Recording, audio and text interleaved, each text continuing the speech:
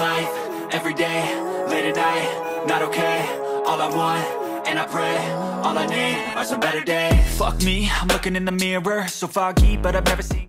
Hi guys! Welcome back sa channel, and for today's video, nandito na naman tayo sa P. Paterno Street, dito lang sa May Quiapo, Manila. So kung naghahanap ka ng mura, quality at sulit na paggawaan ng salamin, this video is for you. So ayun guys, nandito na nga tayo sa may P. Paterno Street dito sa May Quiapo, Manila.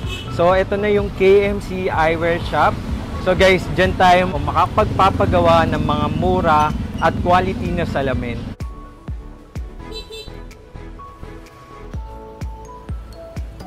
Okay, sir.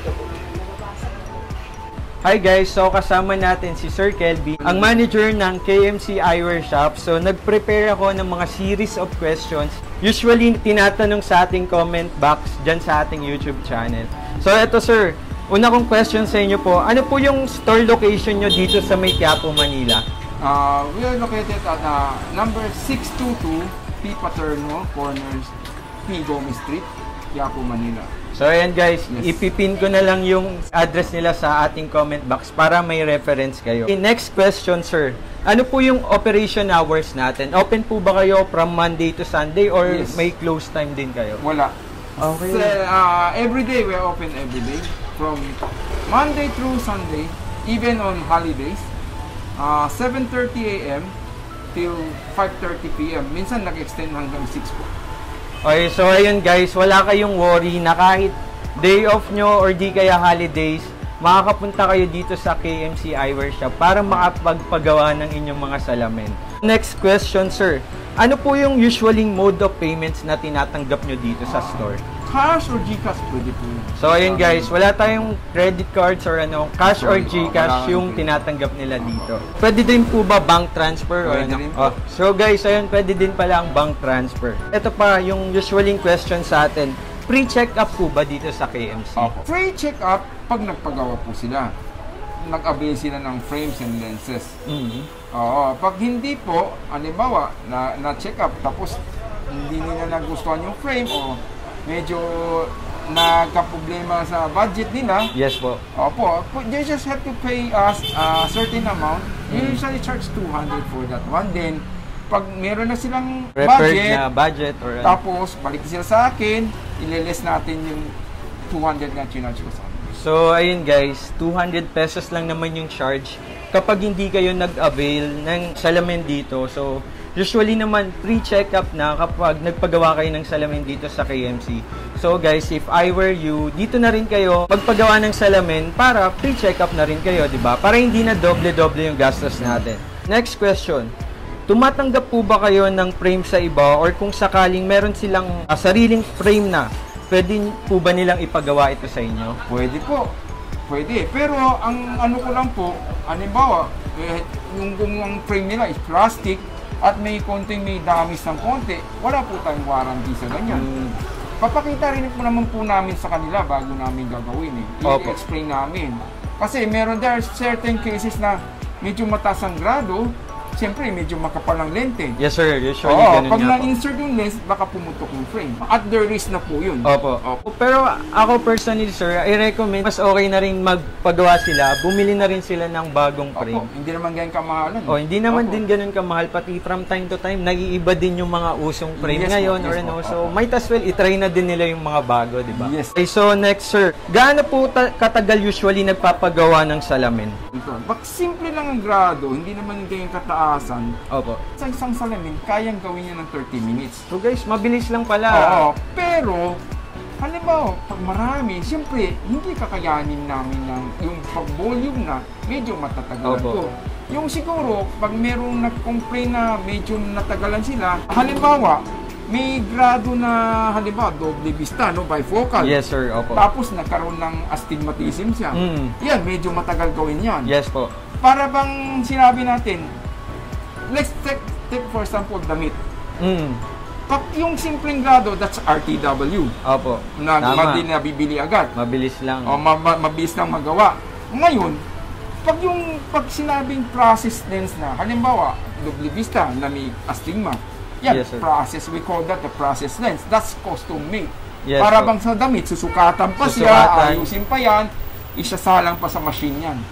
Ganyan din po ang lente ng ganyan. So, Yes, it po. will take, the fastest, pag ganyan po, it will take mga 3 to 4 hours to make. But, siyempre, hindi natin hawak ang laboratory Tama po. sa ganyan. So, tapos hindi lang po yun. This is machine made. So, there will be a time na, halimbawa, nagkamali, hindi tumama dun sa ano yung gawa, Opo. then, papagawa uli yun. Oo. Then, matatagal na uli yun. Yun ang nangyayari kadalasan eh. Oo, kaya minsan nagtataka sila, bakit ang tagal nito sa akin? Hindi na namin ma-explain sa kanila, ay kasi nakaproblema o kaya Opo. sa gawa, alam mo, pag luwa ng machine, tinignan natin, medyo may gas-gas, Opo. kaya may defect dun sa axis, papalitan uli natin. Yes, sir. Diba? Hindi naman pwedeng ibigay agad na may problema yung Oo. lente. So, ayun Opo. guys, syempre case-to-case basis. Opo. It takes time din yung paggawa ng salamin. Pero, mas okay na din yung mas sure and mas pulido yung paggawa ng salamin natin. Kesa yung hindi quality na basta-basta lang ibibigay sa inyo or after 30 minutes gawa na. So, dito sa KMC, makakasigurado kayo na quality talaga yung ibibigay nila sa inyong product. Sir, next question. Usually, magkano po yung price range natin ng mga frames? Kasi, di ba po, iba-iba yung frames or klase natin. Pag mga bendable, I usually charge 500 for this one. Pero, pagka di ba, pinackage na po natin yan, mas mura lang ginagawa po para ma-afford nila. Ang pinakamura, ano ba, this for reading glass or simple grade lang na ganyan, Mga simple na ano 550 lang. lang po to. Kasama Usually, yung frame. 550 Opo. kasama na. Yan. Guys, napakamura na yun na 550. Kung gusto mo, Pero ito, with grade na din po basta yan, sir. simple grade lang po. Simple grade Simple lang. grade, yes, no. Sir, pag sinabing simple grade, mga nasa around na minus 1, minus 25, minus 75, up to minus 4. Clear glass lang po siya. Opo. Walang mga add-ons. opo. Yung add-ons, din lang tayo magmamahal pag nagkaroon ng add-ons. Di ba? Yes, sir. Opo, yung mga, multi-coated or photochromic, din tayo magkakamahal. Pero kung yung simple lang po. So, usually, 550 guys, Opo. with frame and grade or Basta simple mga grade ganito na po. din yun. Opo. Pag sa ganito pang metal, we charge 850. Then, yung mga Yung branded, frame. sir, usually The magkano branded yung one, the price pagmamahal range nito, natin? it starts at 800, and this one's 1.2. Opo. Depende po yan sa klase. Sa klase. Opo. Sir, next question. Usually, magkano po yung mga progressive glass? Progress depends also for the grade. The po, grade, opo. Opo, pag simple lang po at hindi naman walang stigma, yan, Opo. pwede po tayo dyan. This one start 1.5. So, kasama usually na frame. starts it for 1,500 ba? Yes po. Okay po. So, next question, sir. Magkano ang anti-radiation lens or multi-coated or blue light lens? Multi-coated lens, usually, itong radiation ng computer cellphone. It's just around 30%. Multi-coated Yes, po po. yan. Ang tawag dito, anti-rad din po. But Okay it's po. lesser, it filters around 30%. While this one, the blue light, they are asking for the blue light blocker, this yields around 95%. Yes po. Mas maganda po yung blue Yes. light. Thatong multi-coated lens starts at 500. Yes po. Eh, yung blue While light the blue naman light po. starts at 800. Depende pa rin po sa Grade brand nila. po. Opo. So, ito, last question, sir. Magkano po ang photochromic lens? Photochromic lens starts at, of course, depende pa rin sa grade yan, starts at 1,000. 1,000. It's photochromic and multi-coated na po. Okay. So guys, I hope marami kayong nakuha dun sa ating interview with Sir Kelvin. So sir, pwede po ba kayong sabihin sa ating vlog? Invite nyo po sila pumunta dito. Please do come and check our frames and lenses. Then kayo po mag-judge kung okay ba o hindi po ang service namin and our lenses. Sobrang okay dito. Sobrang trusted ko ang KMC Eyewear Shop. Sir, thank you. Thank you rin po, Thank you, sir. Maraming salamat po. Thank you, sir. Thank you, sir. Bendable siya, sir. Yes, yes. Same with titanium or parang... Semi lang yan. Hindi siya tunay na titanium, pero nakalagay din titanium. Opo. Pangit magsinungaling. Yes, sir. Kaya, see? Ang galing, ganda. Ito titanium to, sir. Oo nga, sobrang gaan. Ganda. Parang papel. Try ko nga. Sige po, sir. Guys, ang ganda na tong frame na to. Titanium siya. Original titanium. Ayan, oh.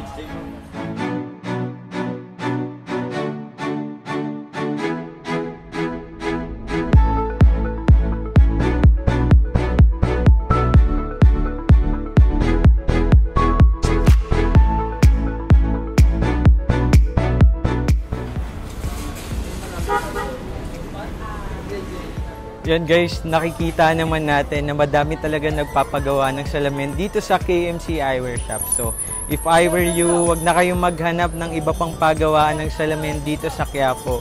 Diretso na kayo sa KMC Eyewear Shop. Sobrang trusted ko sila, quality at maganda talaga yung mga gawa ng KMC Eyewear Shop. And affordable pa. So guys, I hope naliwanagan kayo sa interview ko with Sir Kelvin ng KMC Eyewear Shop. At sana, huwag nyo kalimutan mag-like and subscribe and click the notification bell para updated kayo sa ating mga happenings. So guys, kung may mga other questions pa kayo, just comment down below at pupunta ulit tayo dito sa KMC Eyewear Shop para i-update ko kayo sa kanilang mga bagong frame. Thank you for watching. Bye!